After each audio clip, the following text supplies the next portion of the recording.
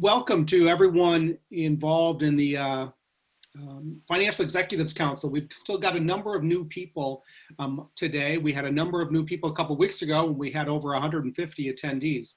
We invited a number of people to attend from around the country.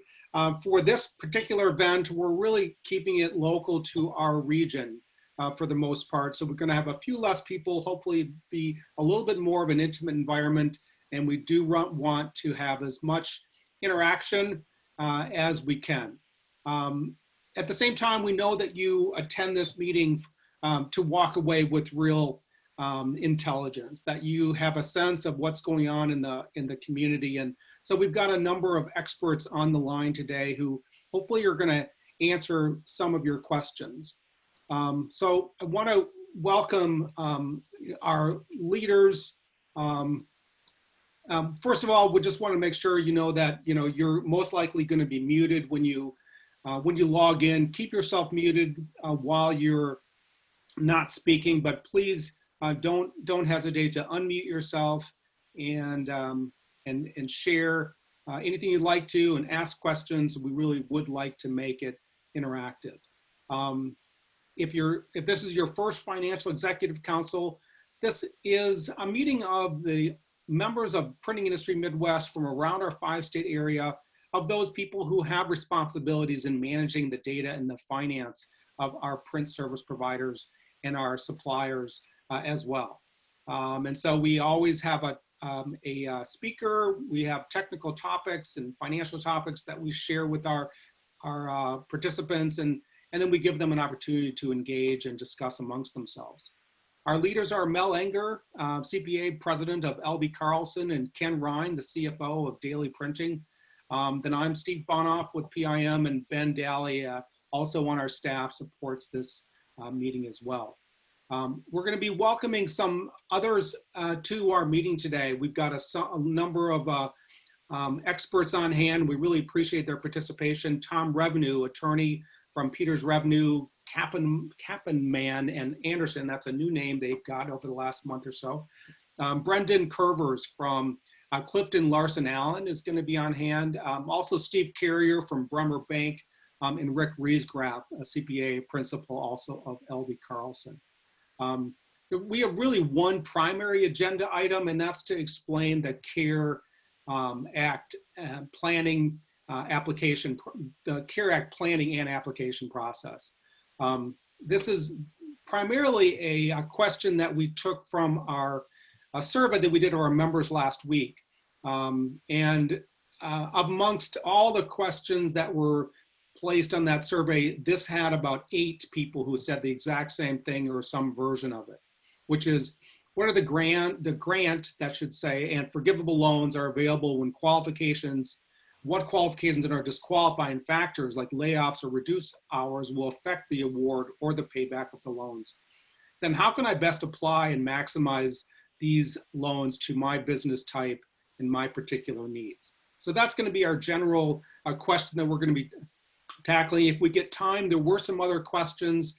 People had questions about changing credit extension and collection policies, employee rights, paid sick leave and medical leave, how to negotiate extensions on rent and utilities, keeping up the latest changes in employee benefits, how to keep your business during the crisis at a level that sustains you, and how to actually keep your equipment working at a social distancing safe distance. And then really how to just make sure you keep best practices in communicating with your employees.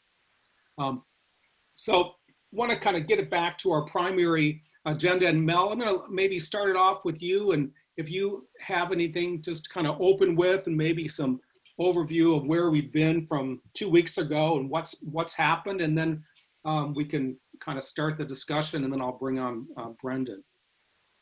Okay, thanks, Steve. And Rick, my partner Rick's on the line too, and he can add to this as he sees fit. But yeah, the last week and a half here, of course, it's been a scramble for a lot of companies to pull together their application, and I think there's been a lot of uncertainty and questions about how to do this, how to fill it out, and I think Steve Carrier will allude to this later, that it's been difficult. It's been a learning and process situation because even the banks weren't given a lot of direction or any direction on how to do this. But for the most part, I think people are getting through it.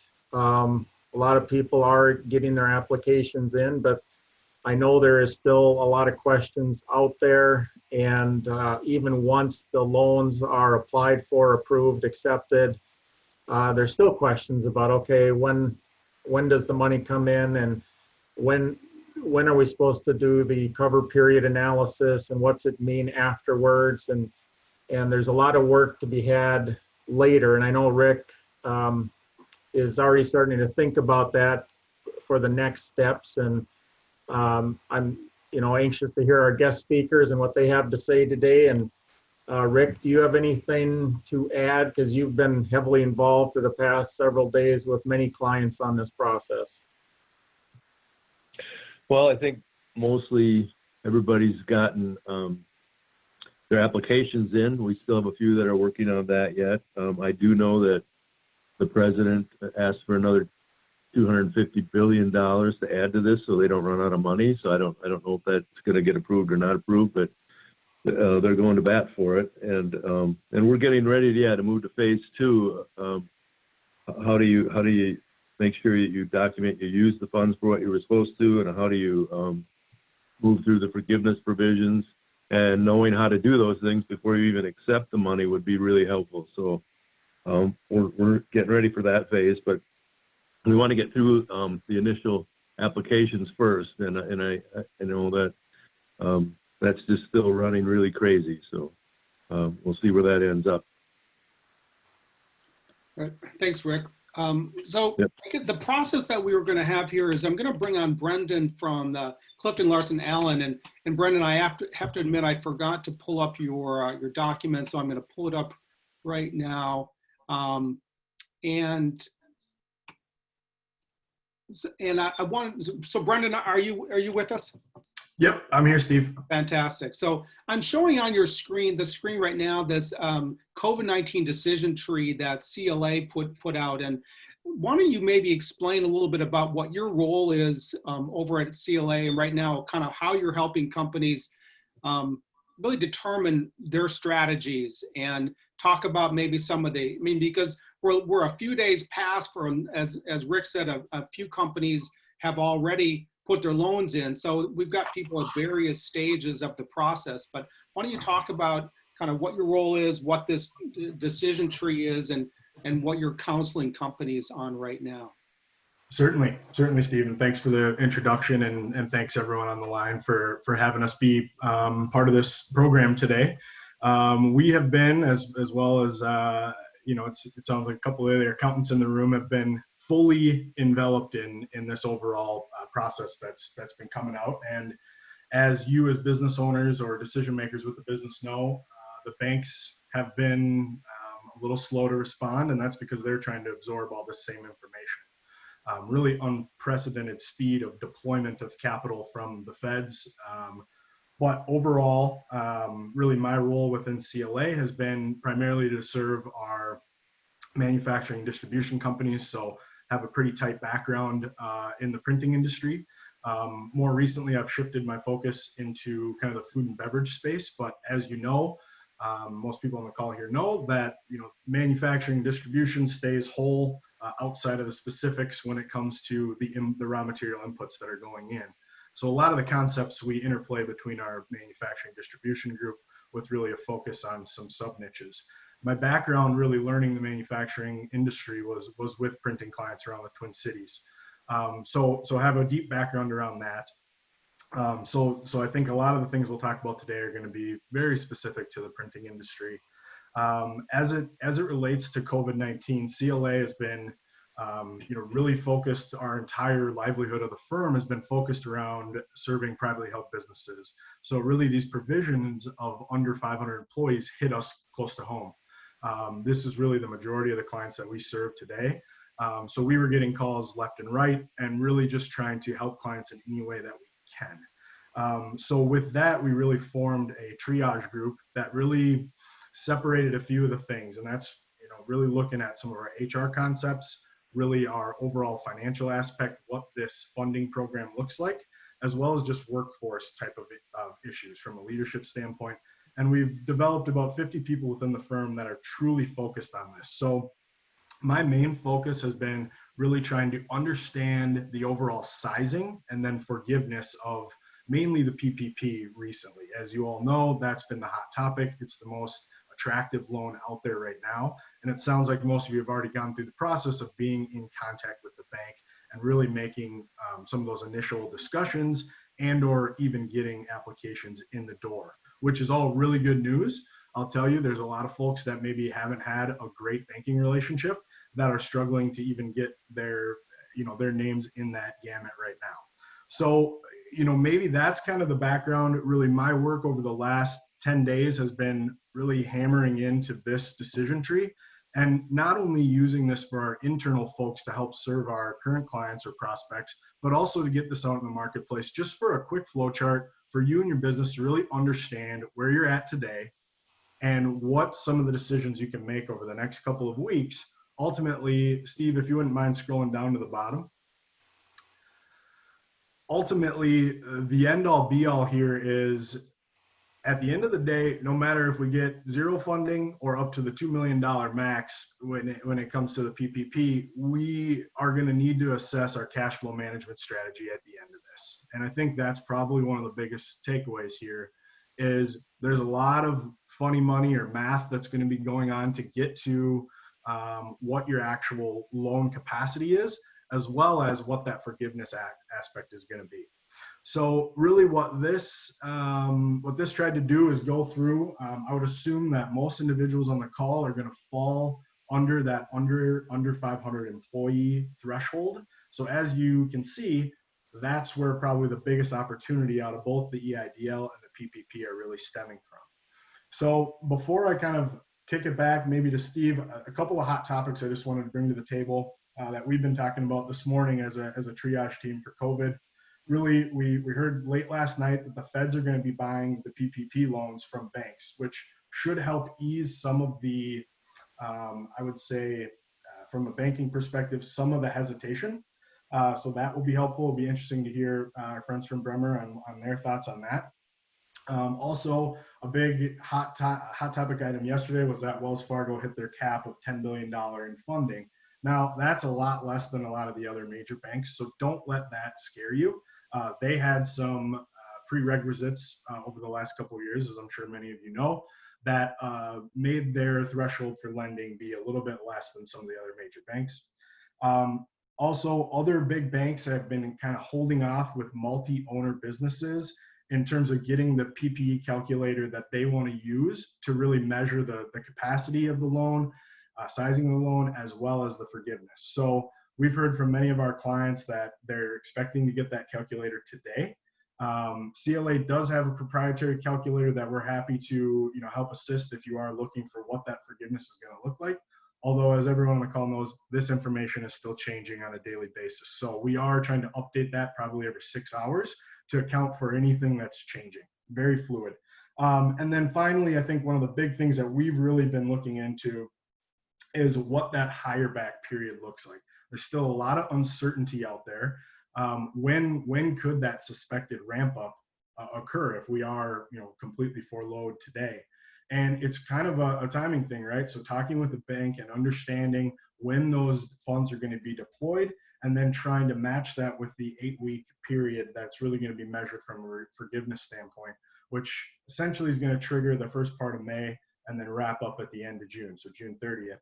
So, one of the misconceptions is, okay, as long as I hire back my employees by June 30th, I'm good to go. The one risk with that is that you haven't used all those funds that you got from the PPP in order to actually deploy that capital back to the payroll and put it in the pockets of your employees. So that's where some of the measurement issues really come into play.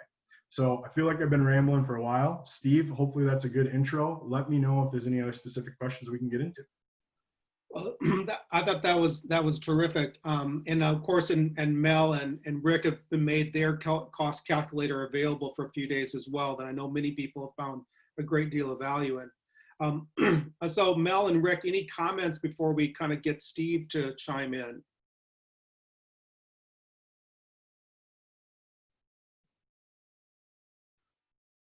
Oh, is somebody talking, Rick or Mel? I tried to, but I was on mute. Sorry. Okay. Brendan, we are starting to get some questions about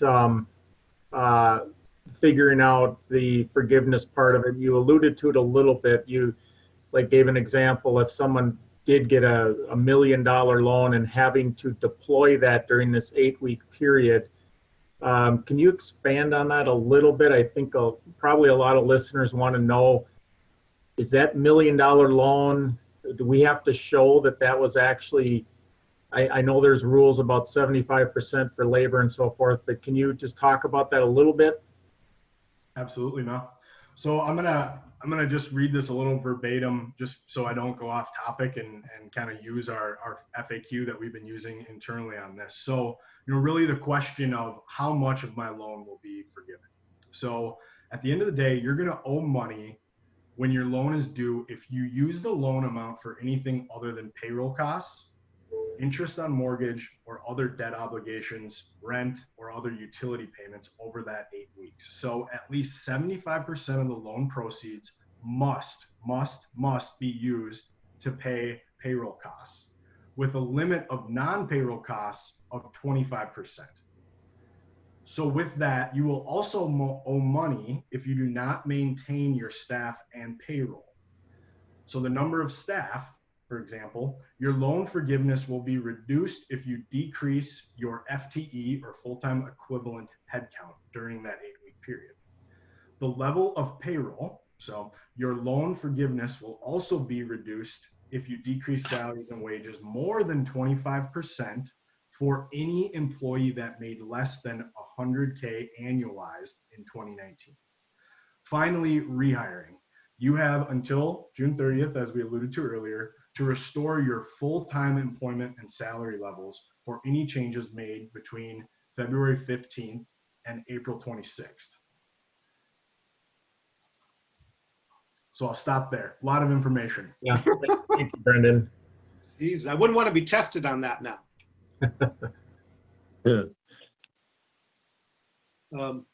So Mel, do you want to anything more, or do you want to turn it over to you? Yeah, I know we've got 2 other speakers to get to, and I don't know if questions are starting to float in. I assume you and Ben will be monitoring those if there's anything that that our participants that are on the line want to know about. But if not, maybe we should at this point hand it over to Steve Carrier from Bremer Bank. Sounds good. Steve, you're with us? Yes, thanks, Steve, and thanks, Mel. Steve Carey with Bremer Bank. Happy to participate in the phone call today and the meeting. Steve, you're very generous in calling me an expert. There is no such thing right now with the PPP loans as experts. As Brendan alluded to, the requirements and from the SBA are changing on a daily, hourly basis. So we're trying to understand them as we go along. Again, I'll kind of cover some of the highlights of the PPP program. It's a carve out of the CARE Act for the Payroll Protection Program. You need to be an eligible small business, and basically that's 500 or fewer employees. There are other standards out there based on industries, and there are also some other tests, but most businesses are going to fall within that 500 range of employees. The maximum loan is $10 million, and I call it the 4 no's. There's no guarantee. There's no personal guarantees, no SBA guarantee, no collateral, and no prepayment. first time ever for SBA having a program with that. It's a very favorable interest rate at 1%.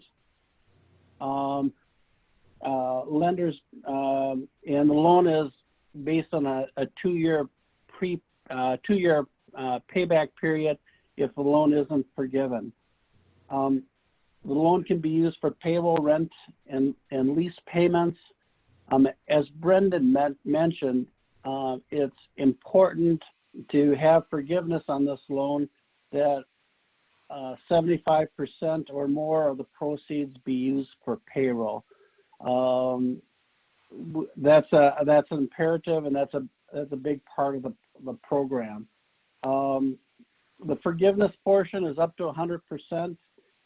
Brendan kind of touched on what the qualifications on that are. I think it's fair to say that the forgiveness portion is still evolving. I think if you maintain your employees over the 8-week period, you'll be eligible. But again, that's changing on an hour-by-hour basis. One of our struggles in implementing the program is the ever-changing direction that we're getting from the SBA. We're about 4 days into the program since Friday and accepting applications. We're starting to feel like we're getting more clarity and more answers from the SBA, and the process is going more smoothly. It's fair to say the first couple of days were kind of bumpy as we're trying to figure out the program. But it's moving along pretty good at this point. Every bank has their own program. Banks have been interpreting things differently. On the Bremer side, our processes for the relationship manager or banker to work with the customer, complete the application, submit the application to what we call our Bremer credit review. From our Bremer credit review, we're just looking kind of at the size standards and a few things like that. We're really not doing any financial analysis. From there, it goes to a quality review where we make sure all the I's are dotted and T's are crossed. After it gets approved for the quality review, we submit it to the SBA for an SBA loan number. Upon receipt of an SBA loan number, we have a process where we send out electronically the loan documents. The loan documents are going to be signed electronically and sent back to us. And then once we get the documents back, the funds are into the account that's provided as part of our application process.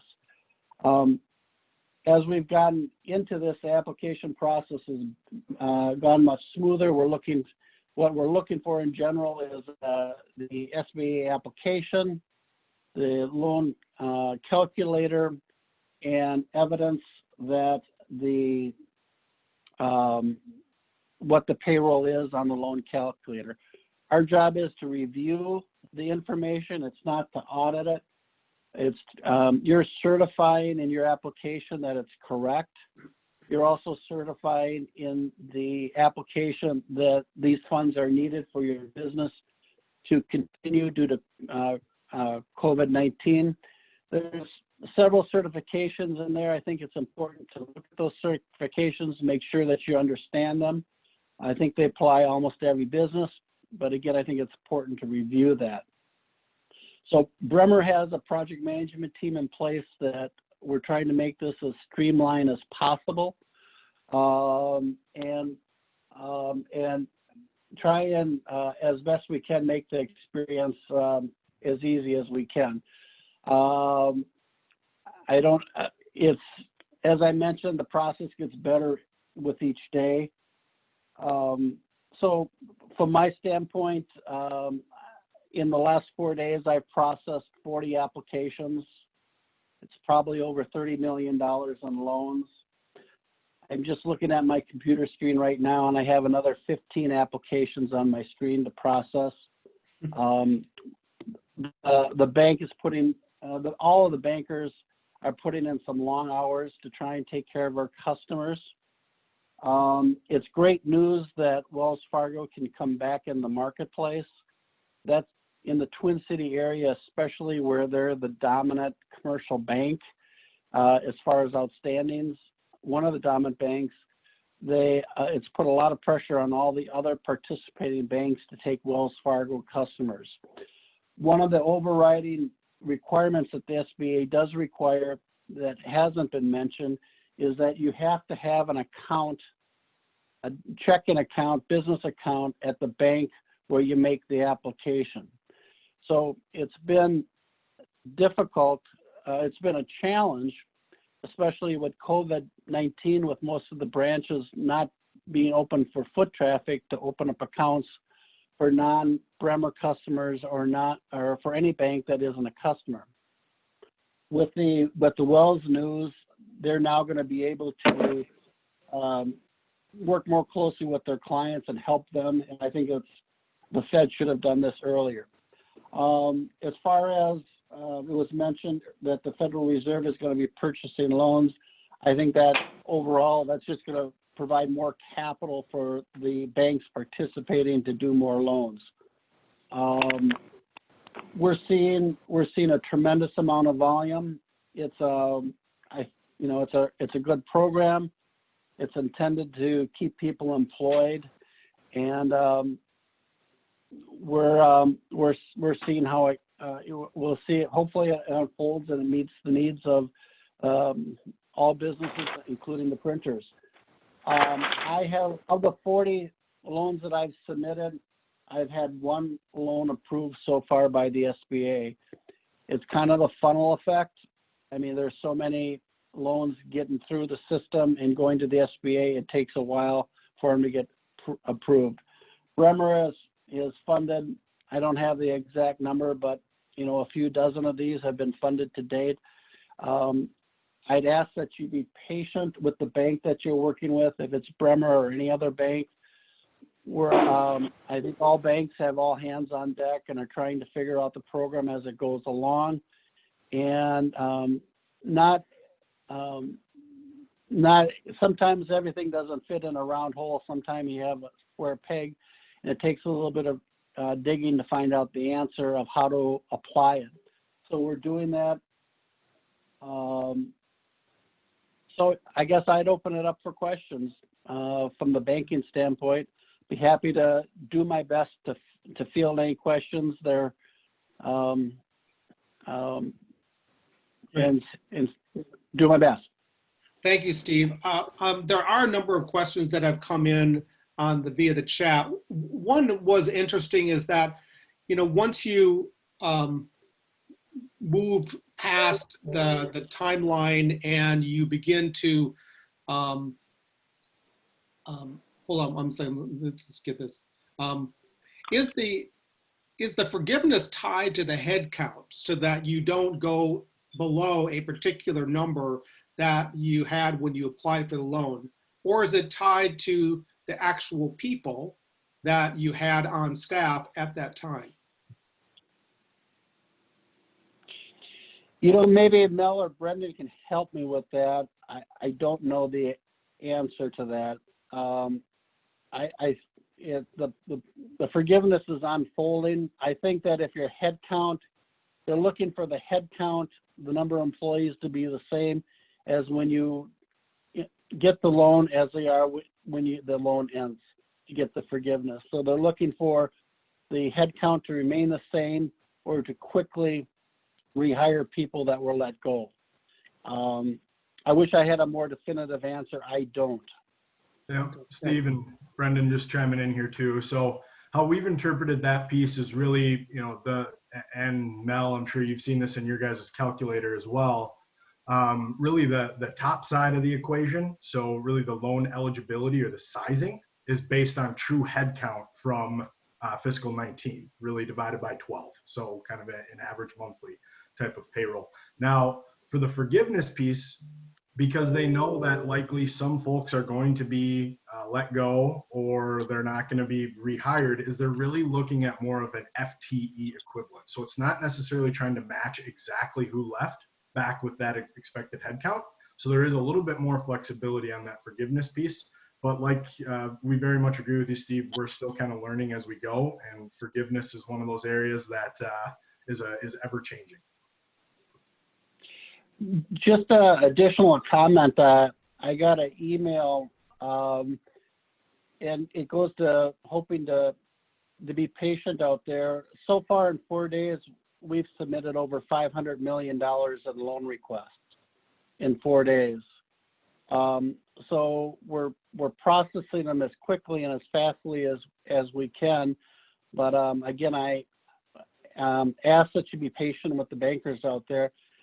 Because the funnel is getting full, and it takes a while for the quality control portion and the SBA to process them. So I don't remember a time at Bremer Bank where we processed $500 million in loans in 4 days to get it through the complete process. So appreciate your patience. Steve, this is Mel. Just to kind of follow up on your comment there. You mentioned you personally have done 40 loans, and so far just one loan number has come back from the SBA. I think a lot of people are wondering this, that, okay, we put our loan application in. It's going to take a while. You said to be patient. As soon as people do get a loan number and there's still some closing and some paperwork to do, what is the timeline do you see, or do you even know yet, of when people will actually get funds and how that gets delivered? You know, it's still unwinding.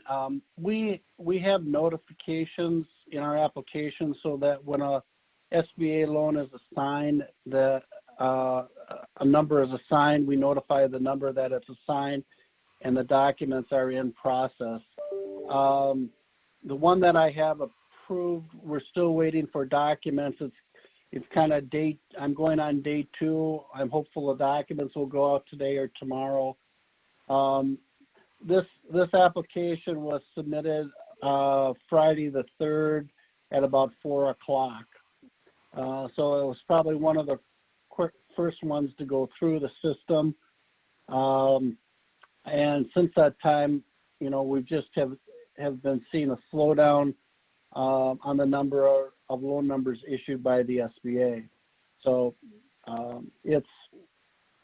I guess the best answer is, Mel, I don't know. But as soon as we find out from the SBA, you know, we're notifying our customers. The documents, we're sending out the documents electronically. So you'll get our customers will get an email with the documents. There's a electronic signature. It gets signed electronically, gets sent back to us. When we receive them, we fund them. I wish I could tell you that all this whole process takes 2 days or 3 days. I'm thinking it takes once it's received, it's more like, you know, 4 or 5 days. Again, I'm speculating, and it's always dangerous to do that.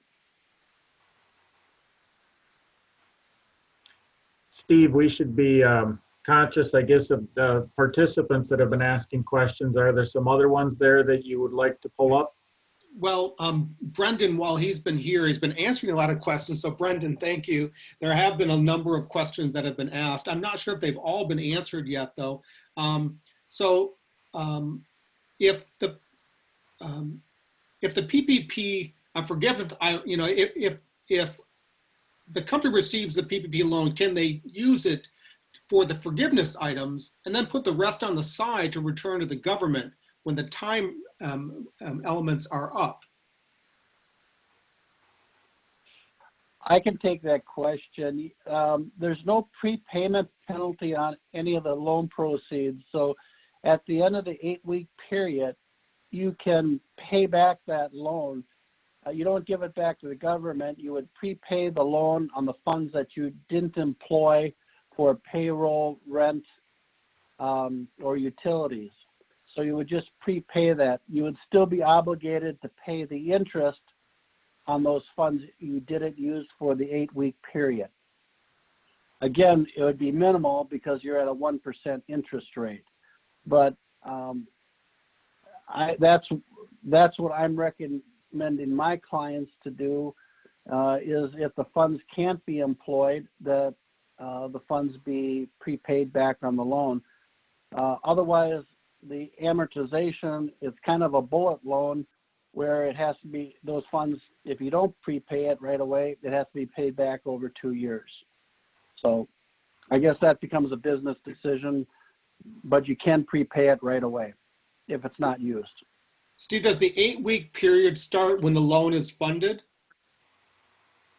Yes.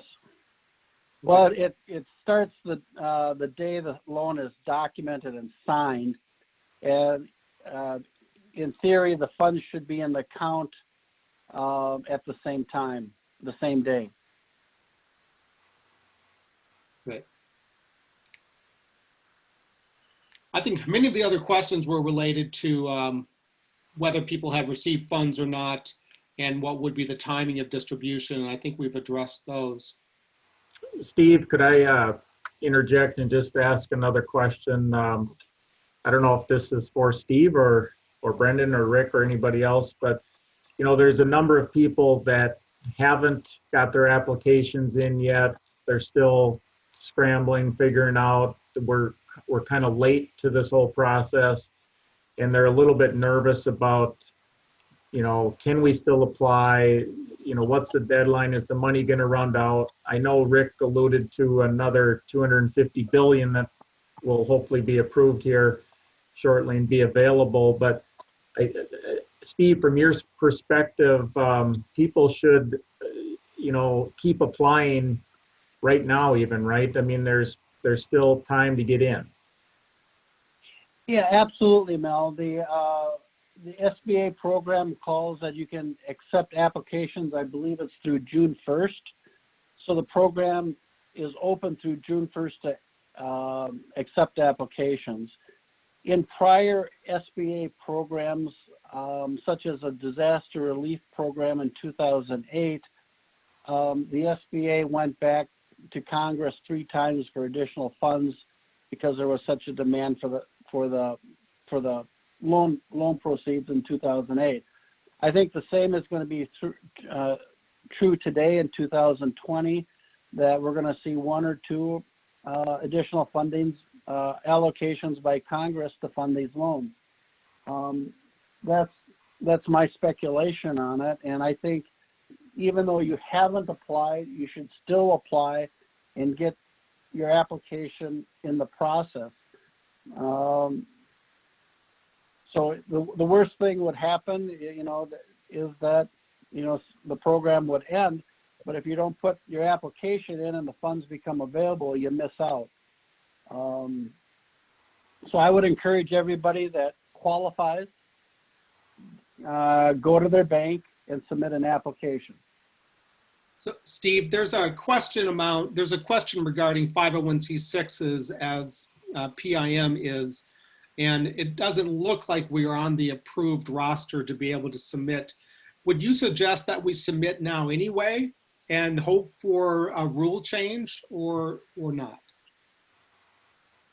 I would wait. If it definitely is saying that you are not eligible, you know, I guess you can submit and we can get it in the queue and see what happens.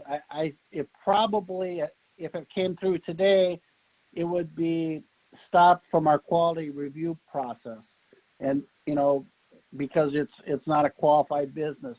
When you submit the application, you have to certify, or you're certifying that you're an eligible small business. Mm. So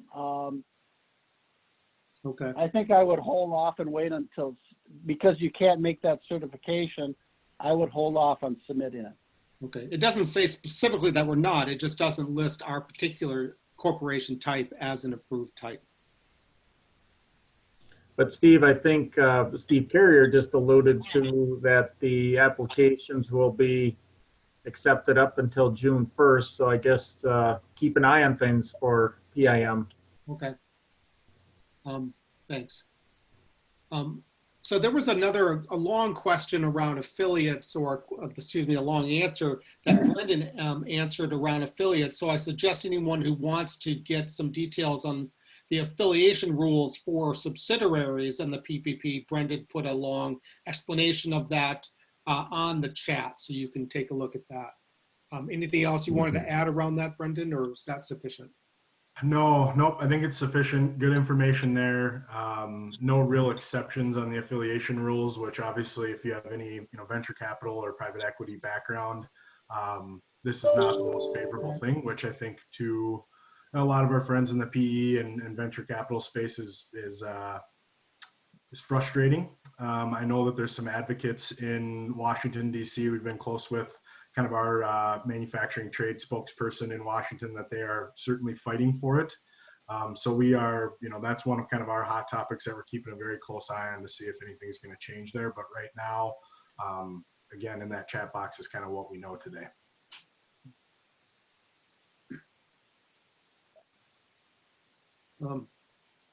So Mel, do you want to move off the PPP, or is there anything else that we want to extract from this discussion?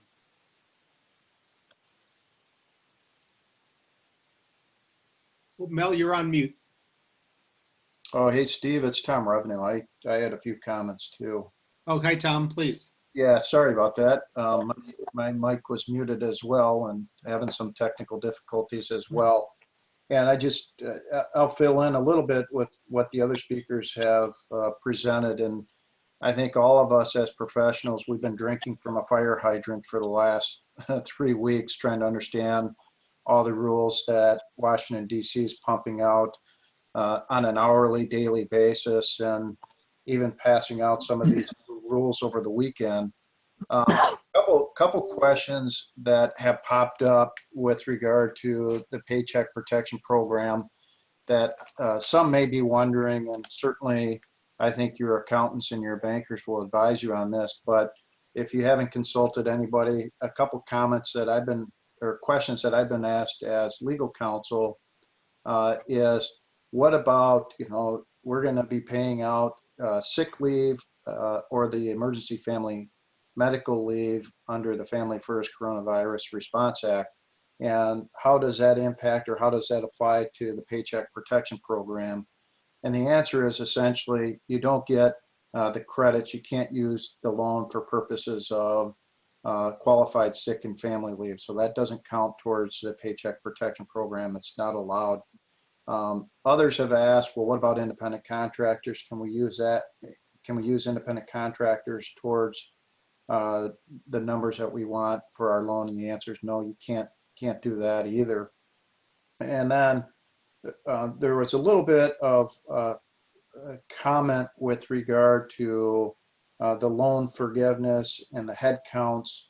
And I'm sure your bankers or your accountants are advising you on this. If you haven't talked to them, there's a couple things to keep in mind with regard to the loan forgiveness. And essentially what the CARES Act does is it reduces the forgiveness of a loan proportionately based on an employer's employee headcount cut. So in order to figure that out, you have to determine what your baseline headcounts are. And as an employer, you can use one of two factors. You can either use the average number of full-time equivalents that you employed from January 1st, 2020 to February 29th, 2020, or the average number of full-time equivalents that you employed from February 15th, 2019 to June 30th, 2019. And then whichever average that you choose, you must maintain that number for at least 8 weeks after receiving the loan. And if the head count falls below that number, then the Act will reduce your loan forgiveness by a proportional amount. And then, of course, the Act also takes into account that it will reduce the loan forgiveness if an employer cuts employee compensation. And there are factors that figure in on that as well. But I just wanted to touch base on a couple of those quick items to elaborate a little bit. Great. Thanks, Tom. That's terrific. Mel or Ken, Ryan, are you there?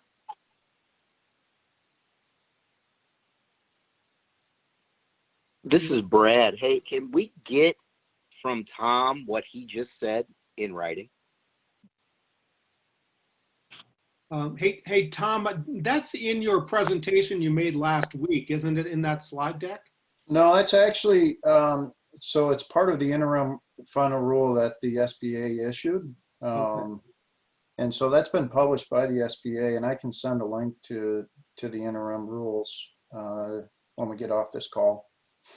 Great. Thanks, Tom. This is Rick. We have that in our calculator too. So it's in writing that there as well, which we had on the call the last time. Yeah, and that is linked from our Connect site, that cost calculator. So if you need it, it is there.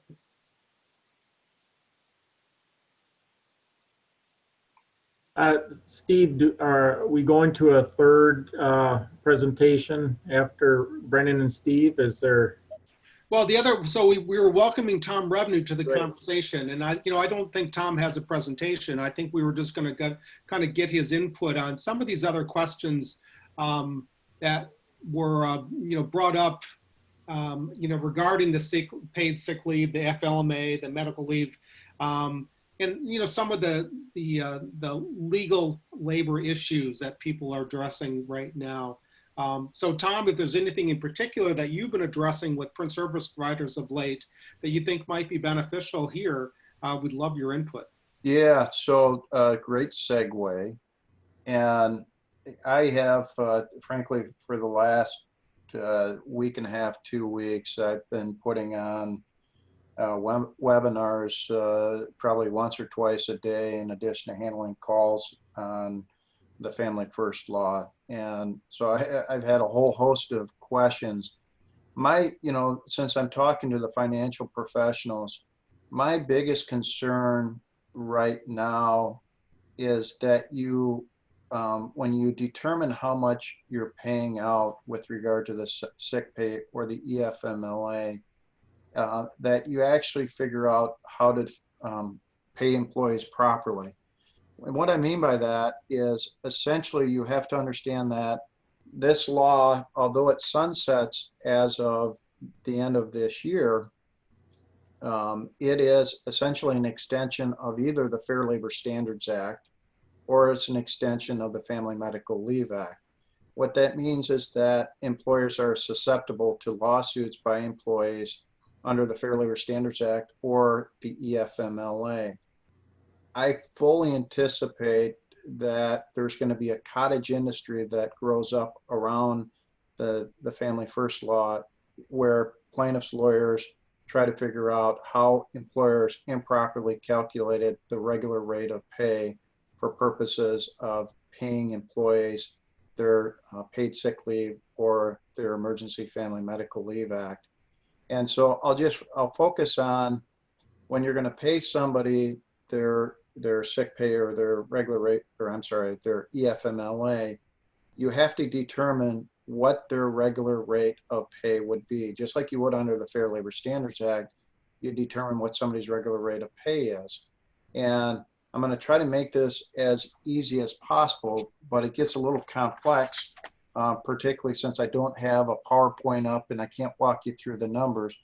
But if somebody is making $10 an hour, and I'm just using this for simple math, and they work 40 hours a week, it's pretty easy to figure out that their regular rate of pay is going to be $10 an hour because it's essentially $400 divided by 40 equals 10. Now, if you have somebody who is making $10 an hour and they work 40 hours a week, so they get the $400, but then in addition, they get a bonus during that week of $200, then their regular rate of pay is not $10 an hour, but rather it's going to be the $600 for that week divided by 40, what you're going to come up with a number that is significantly different than $10 an hour. You're essentially going to come up with a number that is $15 an hour, which is a regular rate of pay. So keep in mind that when you're determining the regular rate of pay for purposes of the EFMLA, you're going back for that 6-month period of time, figuring out what the regular rate of pay is. And you're not just factoring in their normal pay rate, but anything else that would typically go into the regular rate of pay, which could be bonuses and what have you. And so just be careful when you're calculating the regular rate of pay that you understand properly how to do it. There's a lot of guidance that's been issued by the Wage and Hour Division on how to calculate the regular rate of pay and what should be factored into the regular rate of pay and what is not factored into the regular rate of pay. So hopefully I haven't confused people too much, but I just wanted to highlight that that is a significant issue that's been raised. The other piece that I wanted to point out is you're obviously under the Family First Law, you have to post the poster that's required by the federal government. And I think one piece that may be overlooked is you have a requirement by federal law that you have to post your poster within your facility. But I think a lot of employers are probably forgetting that they also have an obligation under the Minnesota Wage Theft Act that took effect in July of last year. And most of you are probably familiar that when you hire a new employee, you have to give them a specific notice, and the Department of Labor and Industry has developed a notice for employers to use as a model. You're not required to use that model document. You can create your own. And for new employees, if you change certain portions of their compensation, you also have to give them notice in writing. One of those items that's on the model document by Dolly that's required by state law is you have to notify them of any changes with regard to paid time off, which would include sick leave.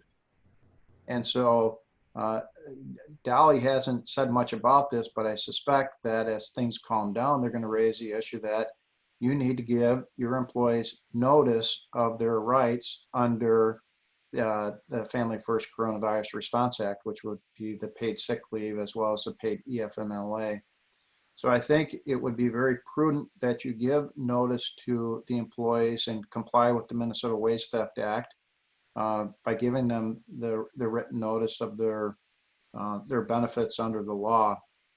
And of course, if you don't do that, then you have a record keeping violation through under state law, which can lead to some fairly significant penalties.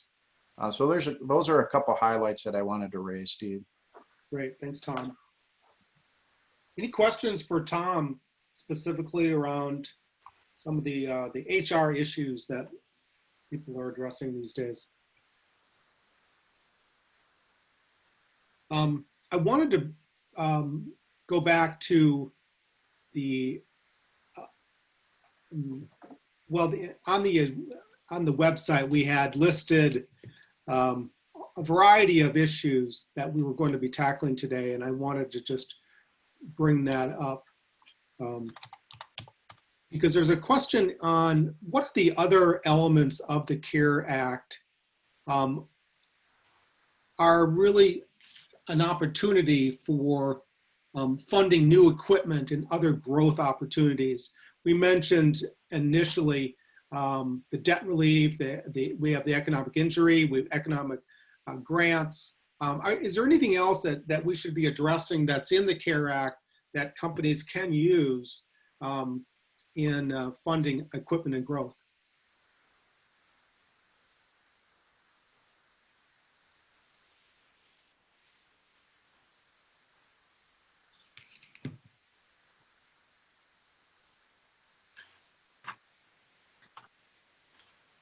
Rick, I mean, our focus lately has been on the PPP loans, but or maybe Steve Carrier too, from an SBA perspective, Steve, is there anything else any other packages out there beyond the PPP loans that we could talk about? You know, this is Rick. There are a number of things. They aren't necessarily part of CARES, but I think I saw a few chat questions about the economic injury disaster loans that are out there. The thing to note is you can't have a loan there and a PPP loan as well. But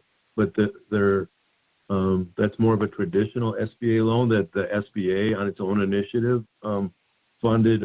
I think it was $300 billion into that program just a few weeks ago.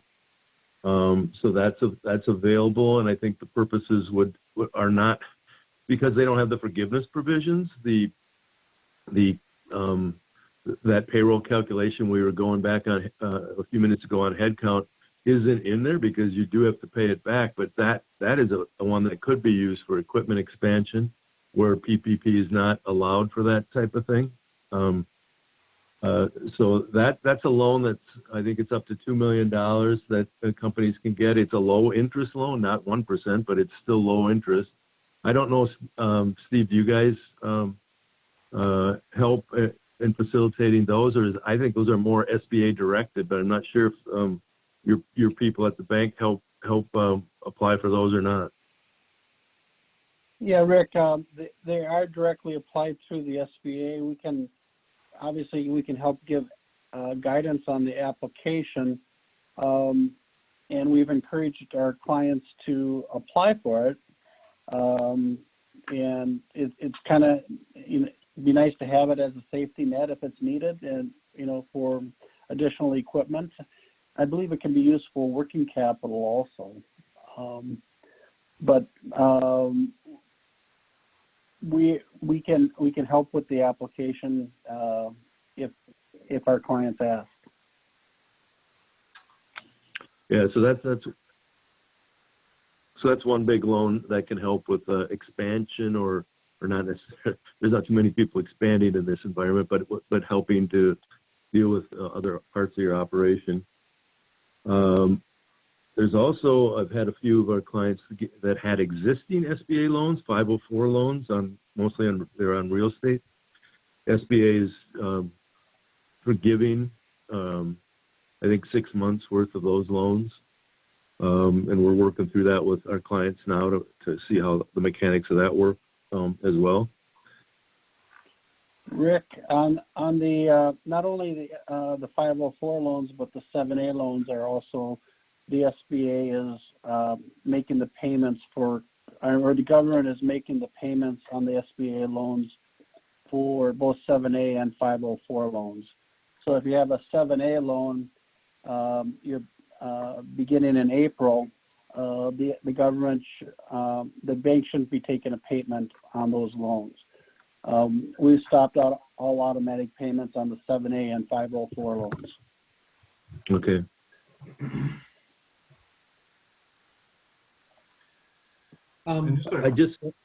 Go ahead, Brendan. Go ahead, Brendan. Yeah, just a couple of things, and I don't want to try to contradict, but from our notes at this point, what we've been seeing is that CapEx is actually not permitted on the EIDL, and the EIDL is really permitted only for working capital needs, so accounts payable, rent, payroll related benefits. And then also with that, from what we can tell, there is the ability, and certainly correct me if I'm wrong, but there is the ability to actually capture both EIDL and PPP as long as you're not using the same cost pools with those two sources of funding.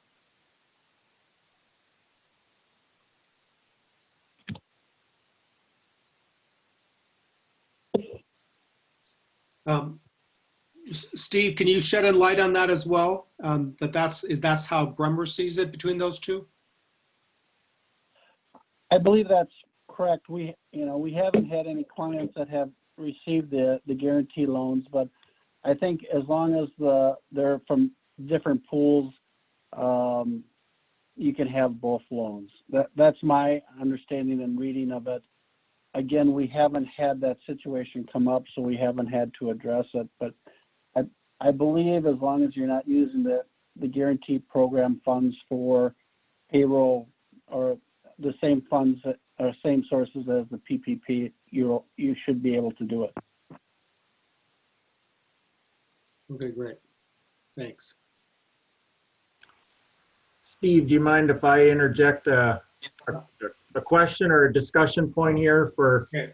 for Brendan or Rick to chime in on as well? I've been hearing a lot of clients question the strategy going forward here for, everybody's concerned about this next quarter in terms of business being down. I've talked to a number of printers who have talked about, the orders have stopped.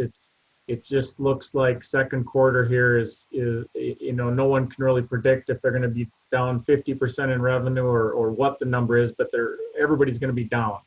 So there's been a lot of layoffs, pay cuts, furloughs, lots of different things with employee costs. And as it relates back to the PPP loan and the forgiveness part, what people should be doing if they do get a loan.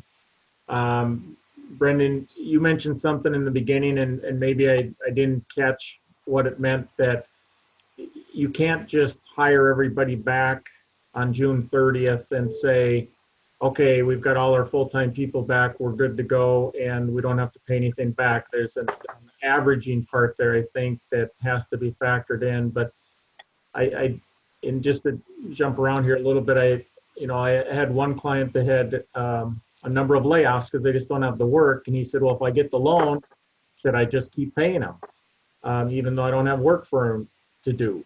So Brendan or Rick, do you want to expand on that a little bit on the strategy?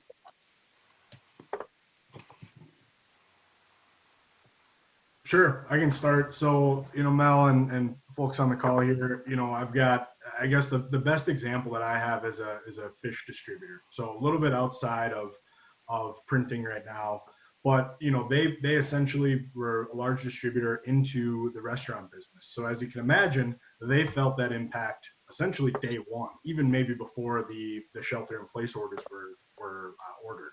So in that case, what we've been advising them is, okay, we know that eventually the restaurants are going to open back up, and thus business is going to pick up dramatically. Now, when is that going to hit? We don't know necessarily.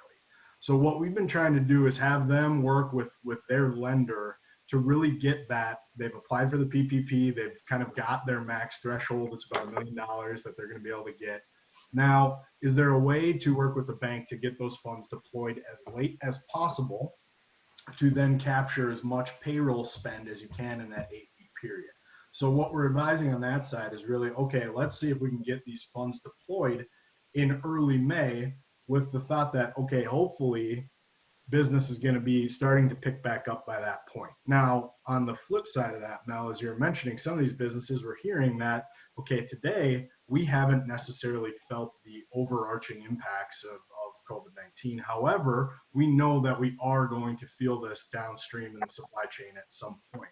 So really what we've been trying to do is really simplify a cash flow strategy. So take your budget, and really what our model that is at the bottom of kind of the overall flow chart takes your budget today, takes a revised budget after kind of through March here, and then starts to play around with, okay, what if we turn this back on? What's going to happen to our overall cash flows from this aspect?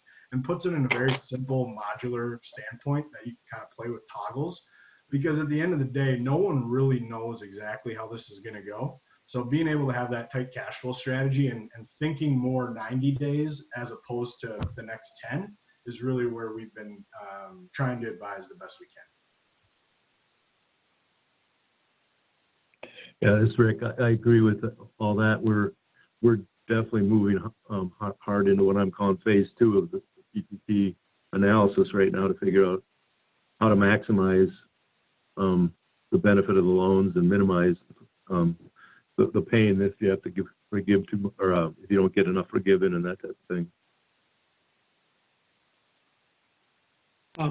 So, I mean, one of the questions is, Brendan, that someone chatted in, and both to you and Rick, and maybe even Steve or Tom, if you are aware, is there's going to be a lot of scenarios, but they're going to be fairly common for a lot of companies of how they're going to recover and utilize these funds.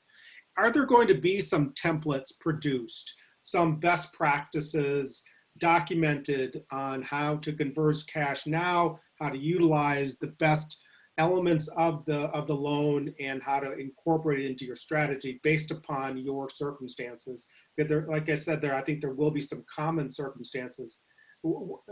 Is there any place that people are going to be able to turn to for those kind of examples or case studies?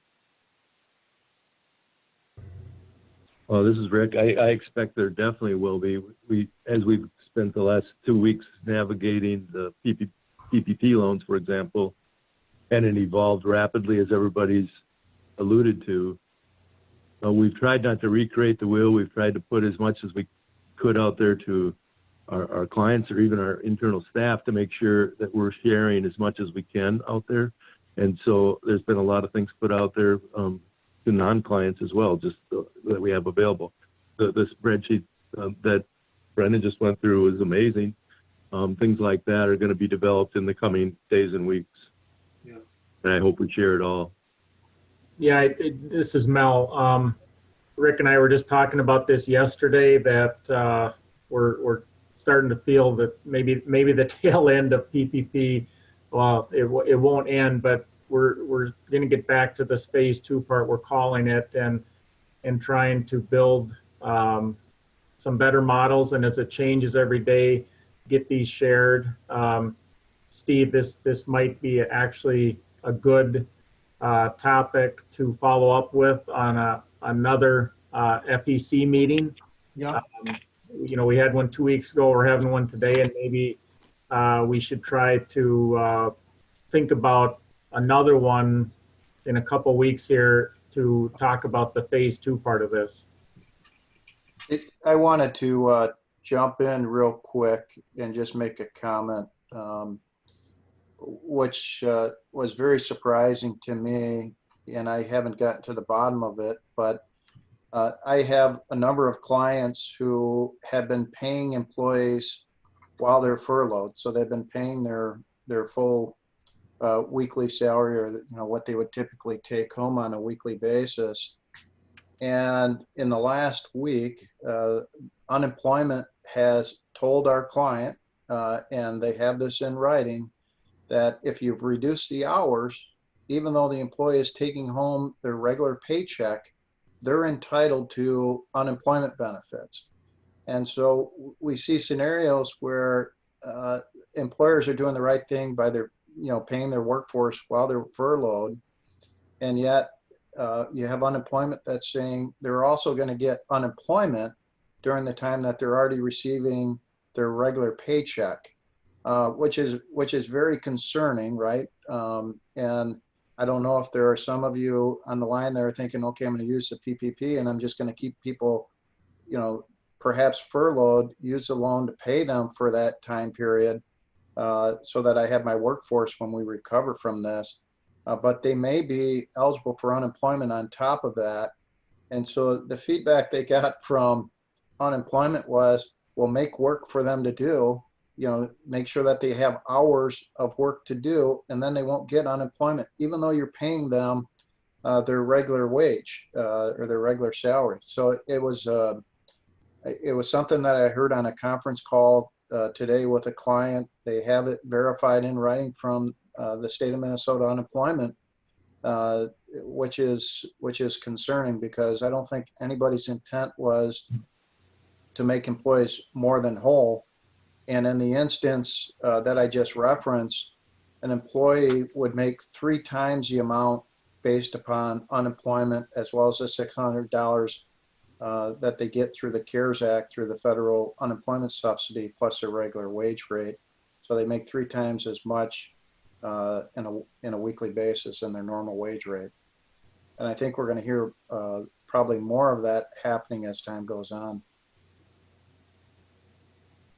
And can someone maybe expand on that $600, because I still have not heard any specificity on when it's going to arrive, who's going to administer it, and how does it get paid?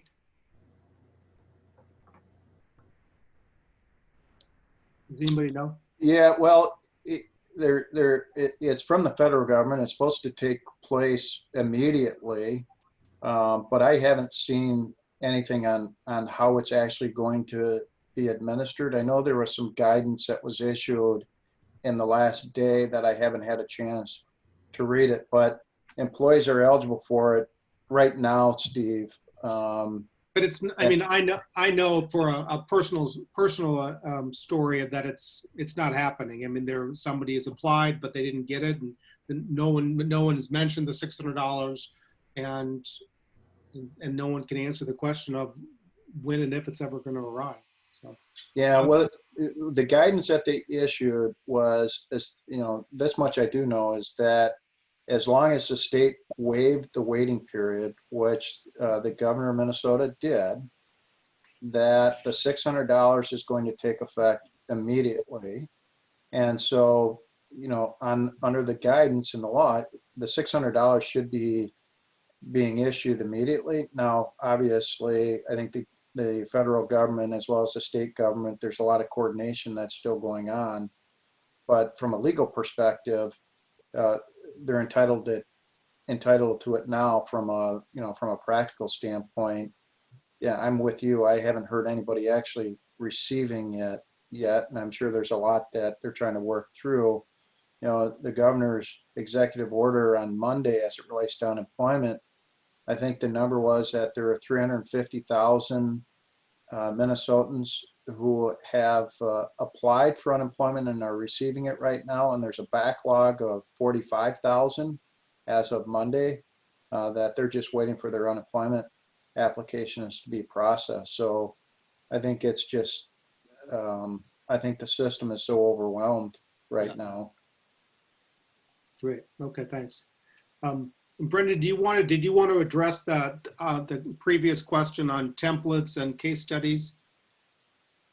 Sure. So, I would say that there's kind of, well, two main sources that CLA is really trying to get this information out to, really the general public. So every Tuesday and Thursday at 2 p.m. Central, there's a webinar that's going to have the latest and greatest updates of all things PPP and COVID related. So really what we're trying to do is get quick 30-minute webinars out there with some of our leading experts that are really a place to input questions on the chat bar that we have on the YouTube TV channel. We're compiling those questions, and then they go into our triage team. So those are now starting to turn, these kind of questions that you're seeing on the Zoom chat, those are starting to turn in, approximately 18 to 24 hours. And then there's going to be someone like myself, really what we call CRLs or client relationship leaders, that are going to be, either serving their clients or reaching back out to prospects to help kind of navigate these turbulent times. When it comes to the model that I keep referencing, we're really proud of this. The kind of big model, what we call CLA Intuition, is really a top level strategic planning model. We actually use it for our own partners at CLA and really to manage our business. We've been able to scale this back, really have a 10 to 15 minute template that kind of brings in the budgeted information along with other strategic cash flow modeling techniques. And we're really offering this for a base level of $1,000, and then really just time and materials that you're spending with your representative from CLA. So we're trying to make that as cost effective as possible. Obviously, there's a lot of work that went into that and developing from the CLA side. So that's really the fee structure side. In terms of getting out just information to the public, or to just kind of for free or pro bono type of things, we really are trying to push out as many articles as we can, really offer as much guidance as we can through those webinars, and that's kind of our take on it today. Thanks. Mel, that was a good segue on strategy. Any other primary topic you wanted to kind of throw out as a discussion starter? Yeah, I don't know. We talked at our last meeting a couple weeks ago about cash management quite a bit. We touched on that today, and how people have to, I still think, build their worst case and best case scenarios in terms of a financial projection going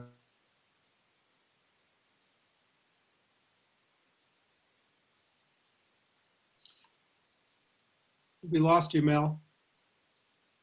Really? There you go. Now you're back. Oh, sorry about that. I don't know where I left off or what you heard or didn't hear, but I was alluding to the projections of still companies need to build their worst case and best case scenarios going forward, and trying to see, you know, the impact, because the second quarter, third quarter, and fourth quarter, I think, are all going to be different. And this ties into the whole cash flow plan of trying to project what's going to happen. So we covered that a lot a couple weeks ago, Steve, and I think as we still have people on the line, one thing I just want to throw out is if people have been chatting in questions, which is great. You know, if people do have future topics they'd like to hear about or have us address through our Financial Executive Council, I think that'd be great. Typically, we have always scheduled these meetings in the past every other month, but obviously these are different times, and this is our second one in 2 weeks. And Steve, we haven't talked about this yet, but we're probably going to consider having another one coming up here, right? Yeah, I think we should do it again in 2 weeks. I think there's too many questions to be answered, and begin to hopefully look at recovery and what that might look like, and strategizing that process. So I definitely would love to have another meeting, and that would be on the 22nd of April. Unless, Ben, you think there's not anything I'm missing that would be in the way. If we do that, I think a good topic for that meeting, doesn't have to be the whole hour-and-a-half session, but it would be what we're calling this phase 2 part, just to address, okay, we've got our loans applied for, we're getting the money, and now what do we do from here? I think that would be a good main topic, Steve. Yep, sounds good. Steve, I'm just going to add one more thing here. Just got an email from kind of our head of the triage team. Just one new FAQ that was just recently answered by the Treasury Department. So the question is, the amount of forgiveness on the PPP loan depends on the borrower's payroll cost over an eligible 8-week period. When does that 8-week period begin? Something that we are referencing in terms of strategy, et cetera. The answer back on the most recent FAQ is that the 8-week period begins on the date the lender makes the first disbursement of the PPP loan to the borrower. The lender must make the first disbursement of the loan no later than 10 calendar days from the date of loan approval.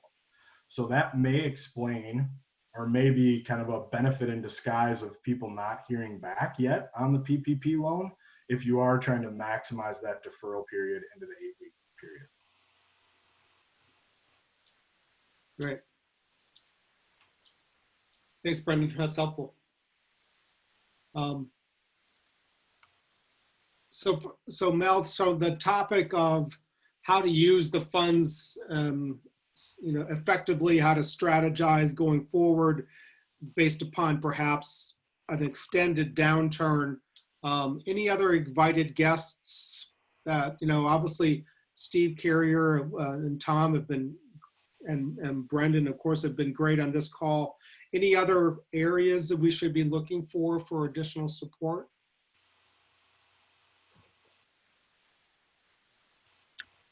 Are you asking that to everybody, Steve, or?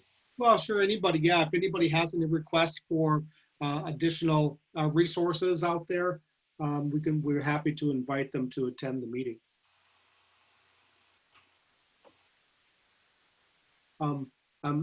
Brendan, if you're available, we'd love to have you back. Absolutely. Love to be here. Terrific. Well, we're getting up to the end of our time, Steve. I guess personally, I just want to thank Brendan, Tom, and Steve for joining us today. It was really good information, and everybody's hungry for more information all the time as things are changing. So I really appreciate the three of you joining us today. Thank you. Thanks for having us. You're welcome. Thank you. Glad to be a part. Right. Thank you, Steve. Thanks, Tom. Thanks, Brendan. All right, any other final words? I think I'm good for now, Steve. Ken, I don't know if you're on, if you had anything to add at this point, but or Rick. Oh, I appreciate all the presenters. It was very nice. Thank you very much. It's very informative and very overwhelming. Thanks, Ken. And thanks, Rick Riesgraf, as well. I'm sorry I missed. Thank you, Rick. I really appreciate all your insights. No worries. You're welcome. All right, all. Well, thank you so much for being here, and we will talk again next week. Mel, thank you again for your leadership here. I really appreciate it, and we will talk to you all soon. All right, very good, Steve. Thanks. Thank you. Take care.